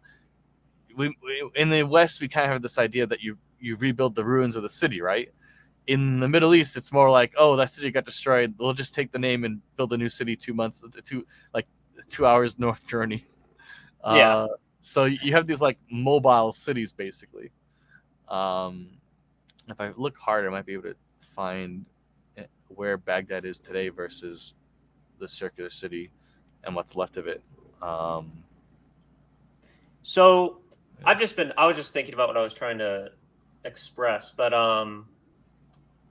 do you think this is kind of like a response to, a lot of neo-pagans talk about how like Christianity is a foreign religion or whatever. I don't really necessarily agree with that. I mean, we've been Christian for so long that like we basically become that civilization. But like that is a common like neo-pagan critique. Do you think this is kind of a response to that? That's why I wrote it, that blog. I use it as a response to that claim. That's for sure. I wanted to directly respond to the claims that there's this like existential difference between the two. I think that Christianity as we know it today is more like a kit of parts that can be assembled into a church for a people. Like, there are very distinct differences between the Ethiopian church and the Catholic church in the West, and yet they're both still Christian. Yeah. Like the Ethiopians, they have a different, like they have Enoch, they have different books, they have different songs, they have different traditions, they have a different style of going to church, a different style of dress, a different style of language, a different style of prayer. They're distinct. They maintain distinct in their Christianity. In the same way, in the Catholic Church, this is understood as, and to a lesser extent in the Protestants, this is understood as synodification, or the formation of synods, where you're allowed to have your own liturgy, your own cultural practices, and essentially bring in your identity into this core belief. I kind of like the idea of Christianity. For the longest time, we all grew up with the mythology of, Christianity was the first multicultural religion and like global homo stuff, right? Have you heard that? Like, they were every nation in tongue. The Romans called them a new race, right? You've heard this? I've never heard them calling them a new race, but yeah, I've heard like some of this. This is essentially bullshit. Like, there was a Greek church, there was a Georgian church, there was a Syrian church. They were of the belief that a church should exist in a people group to serve that people group, and then when it had the resources to, go out and preach to another people and then help them build a church in their image, in God's image, but like in their style. So like the Jews went to the Assyrians and they built Assyrian churches. The Assyrians went to the Greeks and they built Greek churches. They didn't build Assyrian churches in Greece. And the Greeks went to the Romans and they built Roman churches. They didn't build Greek churches. This is, to me, how Christianity is not a foreign religion.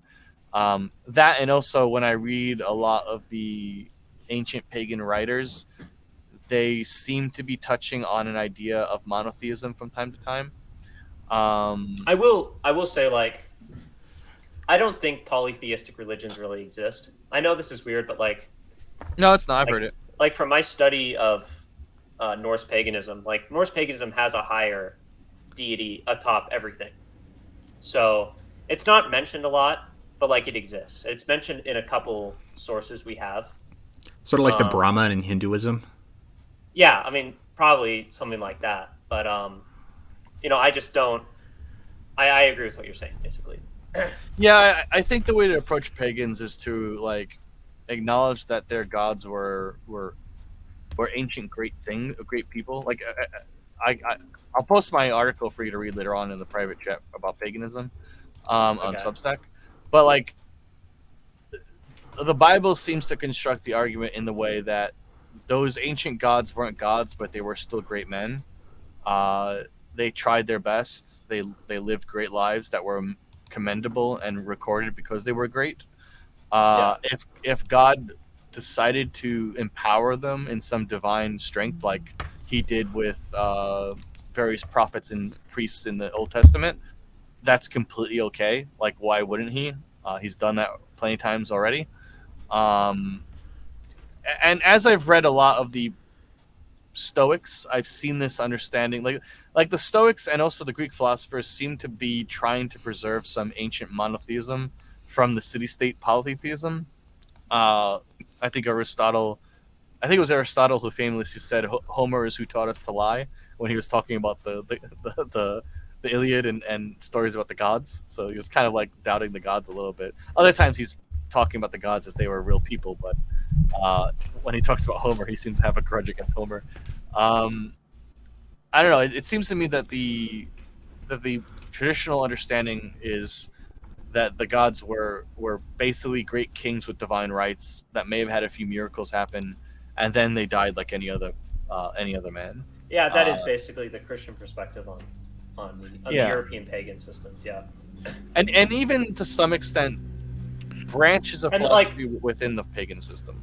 I just wanted to say, like, I think that's like a healthier perspective on paganism from a Christian perspective than like there. I don't know. I think Eastern Orthos do this. They just call like all pagan gods like demons, and it's like it's kind of silly in my opinion. Like some of them might be, but other of them probably not. They're probably just kings. The idea of calling them demons is actually a leftover trait of arguing against the Babylonian gods, which were a lot more severe and demonic. Yeah, they were much more involved with the eating babies business. Oh, okay. Okay. So when some of the works were translated into Latin and Greek, a lot of the I guess not well trained people started using those arguments. Like Justin Martyr, for example, he's an early Christian. He believed Aristotle. He believed Aristotle was a Christian. he claimed. Yeah, I've heard this. Like Eastern Orthos love doing this. They love like taking the pagan Greek philosophers and kind of saying like, oh, these guys either they had acts. Like I've heard, like I had an Eastern Ortho friend on like Discord, and he said like he suspected that Plato had like access to the Old Testament or something in like Greek. There are it wouldn't really be the Old Testament. It would just be like common or like scraps stories of something or whatever. Yeah, like they all believed in a flood and a boat maker and like punishment from divine anger. It's like these were common tropes. It doesn't have to come from the Old Testament. It was just a common understanding of the worldview at that time. And in many ways, this kind of shows how early Judaism was more similar to Greek philosophy than desert beliefs, but that's for another time. Desert beliefs. Yeah, well, yeah, because like, the desert people were more like really fucked up. yeah, they kind of were. Eating babies, public rape rituals, stuff like that. It's kind of like crazy shit. Yeah, and even like the early Christian ascetics. Oh, sorry, John. Go ahead. Oh, I was just saying, like even like the early Christian ascetics who kind of went off into the hinterlands of Syria turned out a bit weird. Like we've talked about like the pillar monks, That was like in episode 2 where we talked about like the pillar monks and some of the weirder Gnostic beliefs that sprung up. Yeah. Yeah, Something I about think the that's desert. it's kind of the weaker side of Christianity, in my opinion, is that kind of stuff. But Something about the desert makes you go a little nuts. yeah. So I mean, the less one thing I will say about like bad rituals though is like the Indo-Europeans had some very interesting rituals with horses. That's all I'll say.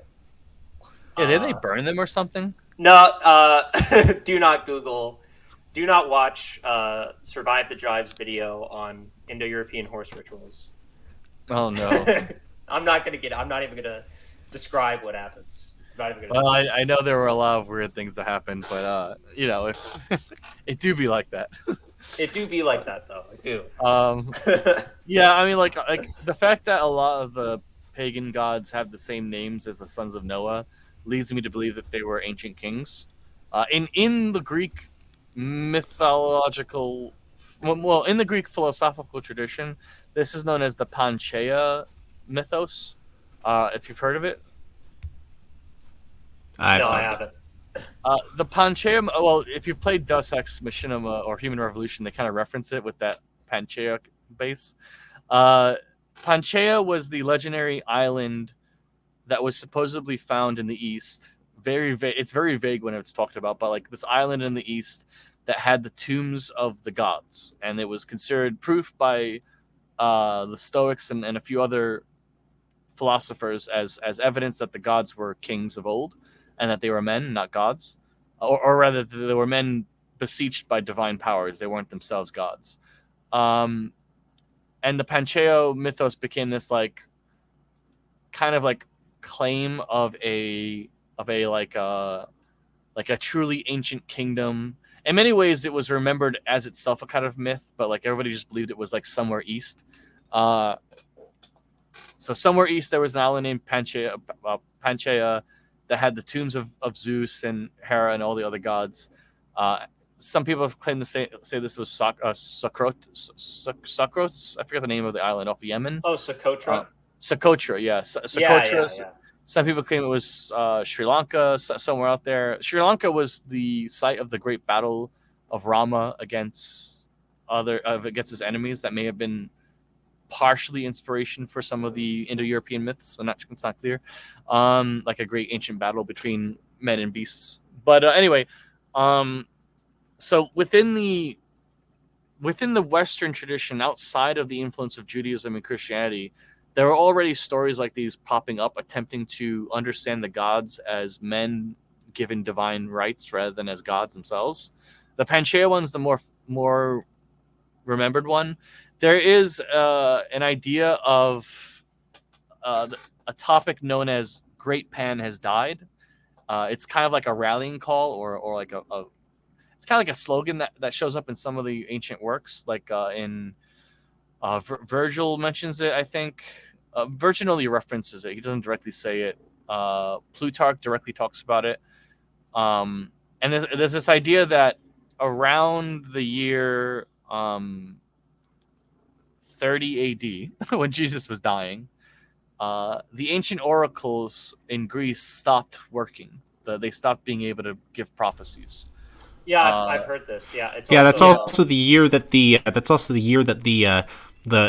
red cord around the neck of the scapegoat stopped turning white in the temple, the Jewish temple. So Plutarch writes this as De Defunctum Oracles. It's a good text to read. It's a very long text, and like all ancient writers, he goes off topic so many times it really makes me angry. That's hilarious. He starts talking. He's like, I was in a bathhouse in Greece waiting for the oracle, and I started talking to my enemy from the forum, and he just goes off this huge tangent.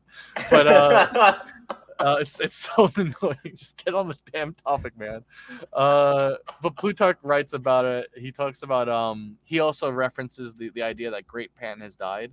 Pan was like the semi-divine character understood to be, I think, the means by which the Oracle of Delphi received her prophecies.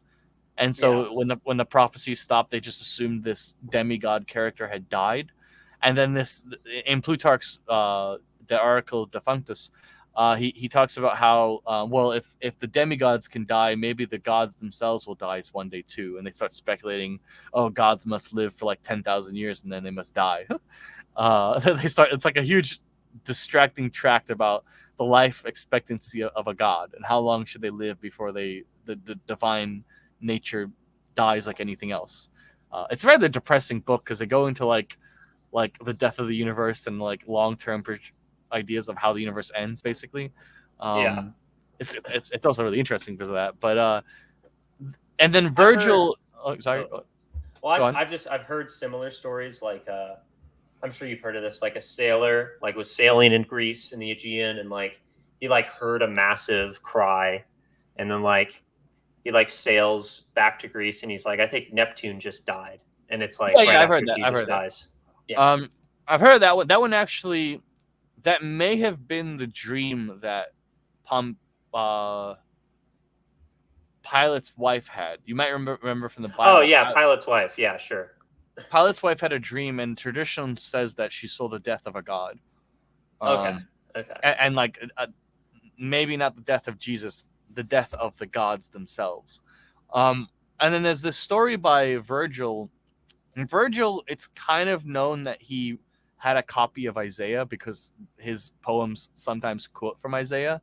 So he's not writing in a vacuum, but his fourth eclogue writes about a promised Christ child that would be greater than the gods, that the gods would bow to them, and great Pan himself would consider him like self unworthy to be in his presence, basically.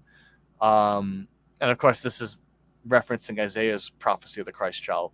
And Virgil's like, this child's going to be the one that brings peace to Rome at long last from all these civil wars. It took a little bit longer. But in that line, it's interesting. He says, like, woe was me if I had only but a few years to see his birth. And of course, Virgil dies a few years before Jesus was born. So it seems like he might have known. And there are more magi traditions about this in the East.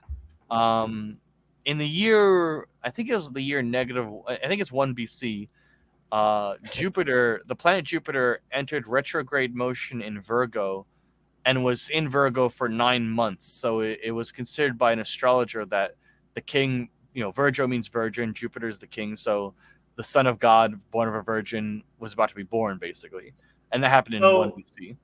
Not to be cynical, but like, how do we know that these aren't just additions by like Christian authors to like build like a yeah. Okay. In the case of Virgil, it was written before Jesus. In the case of Plutarch, it was written without knowledge of Jesus. And in the case of the Magi, I've literally gone on NASA's star charts and looked up what the stars look like in the year 1 BC, and it's accurate. I'm just curious, like, what's our earliest copy of Virgil that we have? That's a good question. I think Virgil lived in like 30 BC or so, not too far. But his poetry was well attested. He's known as the best, the greatest poet of Roman history. He was considered the magnum opus of Italian poetry. Okay. So like, if someone was editing Virgil, they would know. Yeah, because fair enough. He was considered like people like Augustus had him as his court poet because he was considered, even in his lifetime, the greatest poet. And his Aeneas, I haven't read it yet, but his Aeneas is regarded as the greatest telling of the foundation of Rome in Roman history, and it was considered by Augustus like Rome's Iliad, basically. And so if there was edited versions of Virgil, we would know because he was cherished in his lifetime and after as like the standard course in how to learn how to write poetry. Like, he was studied by every poet after him. So there were hundreds of copies of his books, and if someone edited it, someone else would notice. And okay, fair enough. That's fair. So that's Virgil, at least. And again, like the Magi, you can just use Stellaris or other star chart records that NASA releases to look at how the stars look like. And in the year 1 BC, for I think 9 or 10 months, Jupiter is in Virgo. It enters retrograde motion and it heads towards Serpens and I think whatever the scales of judgment. I think it's Libras or something. I forget what the astrology is, but it seems to be like and Judah, Leo is at the head of Virgo, so it would be the Lion King of the Virgin heading to slay the serpent, which is kind of Christ. Okay, kind of based. So the Magi, the reason why the Magi were pagans. They weren't Jews. The reason why the Magi I thought they were Zoroastrian. Yeah, Zoroastrians are pagans. Oh, I mean, okay. Well, are they? but Like, I don't know about that. Zoroastrians are I could tell you, I could go on a like my here. reading of Zoroastrianism. It doesn't really sound like a pagan system. Yeah, I personally think Zoroaster is Daniel, like the biblical Daniel. What real? Because Daniel's Babylonian name is Beltusaraster, so it's like okay, fair enough. So his name is literally Zoroaster. But yeah, Zoroastrianism is like semi-pagan because it has two gods, but they're like it's different. It's weird, and well, it's like dualistic. Yeah, I mean, it's dualistic. It's more fair like enough, Oriental. Yeah. It's more Oriental than pagan. Yeah. Pagan in the sense of being a Western Indo-European religion. But the reason why the Magi were at Christ's birth, they're not Jews. They're basically Persian pagans, not in the Western sense. That's because they knew the signs in the heaven, and they saw the star, and so they came to see. Did the Magi convert to Christianity? No, they're still around. They're still Zoroastrians in Iran. They're still there. Well, no, I meant like the three. I guess, assuming. I assume they I do. don't know. Okay, I don't know. If ever told. Yeah, Daniel is said to be so this is another reason why I think Daniel is Zoroaster. In the Old Testament, it says that Daniel became the chief of the Magi. So he's like literally the high priest of the Magi.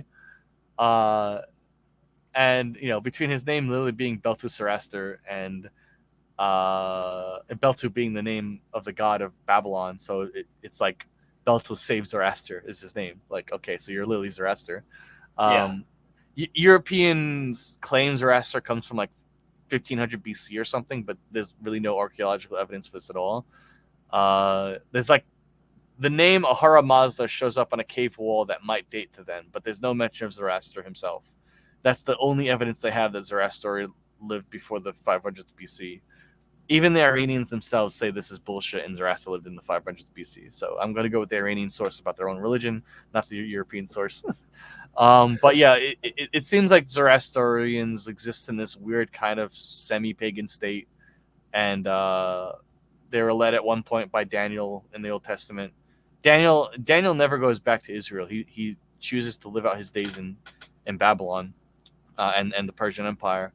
So he seems to have been like he may have been the founder of the Magi order, basically. I don't know. It seems to be that to me. Anyway, that's a lot of off tap. We'll be almost going for 2 hours if we want to close this off now. But I think we should summarize kind of the whole story here. So basically what you're claiming is that like Indo-European civilization is a descendant of the biblical canon, basically. Yeah, Indo-European pantheons, beliefs, and mythology comes from the line of Japheth. And I believe this is outlined by the fact that these characters in the Bible are giving the names. They're given the same names as some of the gods of this pantheon. Yeah, I think this is it's like a healthier perspective than a lot of people have. Like a lot of Christians are like, no, this is all just demons, blah blah blah blah blah, and that can be very like alienating to Christians who like don't have connection to the Bible, right? And I think this is why those stories exist. Like in the Irish myth, or it's like an Irish book. I can't remember what it's called, but it's like they say the Irish are the descendants of Troy and this biblical group and stuff like that. And the Norse did this too. And I think this is like a healthy viewpoint that kind of brings European civilization within contact of the Christian and like Abrahamic religion, basically. Yeah, coming into the Abrahamic religion, you shouldn't abandon your heritage. You should find how your heritage fits into that tradition if it's true. Yeah. I just think it's really awful the way you're supposed to just erase 1,000 years of your own history. When when all evidence seems to indicate that your ancestors were just trying their best after having been sent out by God, and that there may be some gold nuggets to dig out from that heritage that allows you to see where this you is exist. kind of why I'm like, I like Catholicism, or I like Catholic history, and like I like what Catholicism was trying to do. It was not like when Charlemagne like conquered like the Saxons, like yeah, he destroyed like paganism as a religion, but he didn't like destroy the Saxons as a people, right? He Yeah. like allowed them to exist. And I mean, yeah, the only really like genocidal like Catholic thing I can really think of is like, I mean, I guess like the Wendish Crusade and I guess the Reconquista, but I don't care. I don't really care about the Reconquista. So Yeah, there were a few dark pages of history, the way they treated themselves, but it seems I'm not like I hate like pagans who like, oh, it's so cringe. They like complain that like Christianity conquered them. And it's like paganism is literally like a will to power religion. And like, if you can't like accept power, conquering you, like you're not really following your own rules. So I just kind of find that it's also kind of like libtard. It's like when like American Indians, it's victimhood. Yeah, it's the worship of victimhood. it's like when American Indians like complain about that stuff. It's like very cringe. Yeah, and ultimately in the past, the pagans seem to have said, well, this conquering religion seems to say that my gods were ancient men. Let me find out my genealogy.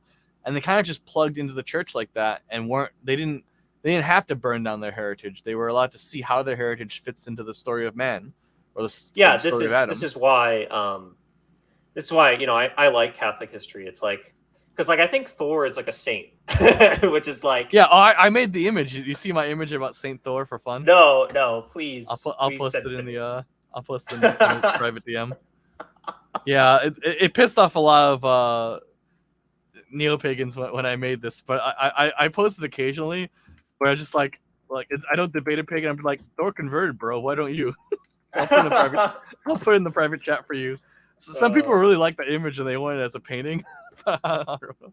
You made this? Yeah, have you seen it? I saw this once before. This is so badass. I love it. Yeah. But like, yeah, I mean, I like it. But like, okay, cool. Anyway, yeah. So in brief, essentially, those ancient deities, in my opinion, they were ancient kings. They probably were. They probably did believe in a higher god that had given them promises, and then their children, after several generations, became like truly like detached and pagan, like polytheists.